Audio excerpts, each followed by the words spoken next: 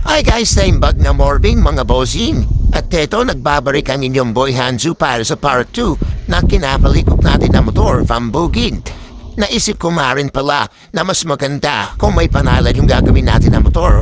At dahil nga pambukid ito, iasahan mo nang lagi itong mapuputikan. Kaya naman tatawagin ko siyang Tik-Tik.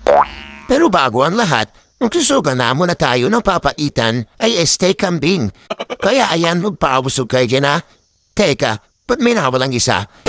At dahil ay soba na nga ang ulam, ay magluluto naman tayo ng kanin. Quick session na pala paano magluto ng kanin.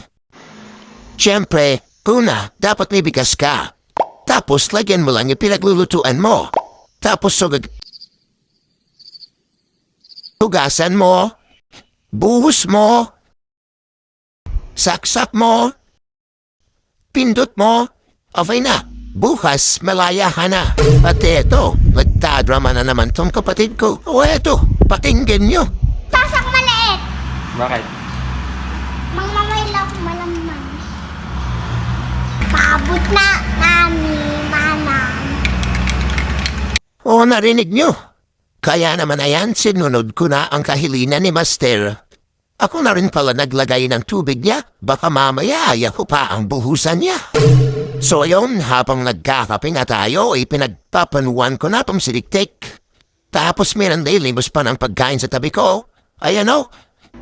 At sa sobrang mapilig niya na kahit wala ang tinapa, ay baka bibilhan mo. Kaya naman, bago pa ako mapilitan ay hinanda ko na nga yung gagamitin sa paglilinis. Kung makita niyo dyan ay sinisimulan ko ng hapagpasin yung karburador. Kaso mukhang sinusubok tayo ng tadhana o talaga. Mukhang kinulang yata yung kape natin dito banina umaga. Ayan o, ang higpit bes. May galit ata yung una nagbuwas neto. Pero sige, sabi nga ay walang maigpit na tornilyo sa taong mainit ang ulo. Matapos na ang matinding bakbakad natin sa napakahigpit na tornilyo ay ayan nabuksan ko nakita yaw. Daan-daan ko nga pala inunang alisin yung pin dyan. Tapos yung floater, tsaka yung float valve. Saka sinunod yung mga jettings. At sa pagtanggal nga para namayan, dapat miralagyan ka para hindi sila magkaiwalay-walay. Dahil bagbay ng wala nga dyan ay mahirap na. Naglagay din pala ako ng konting gasolina dyan sa lalagyan natin para mababad yung mga jettings at lumambot yung mga dumi simiksik sa butas. Pagkatapos ko nga pala mabaklas lahat, ay nilinisan ko natin at brush ko yung mga parts ng carburetor para malinisan gamit ang gasolina.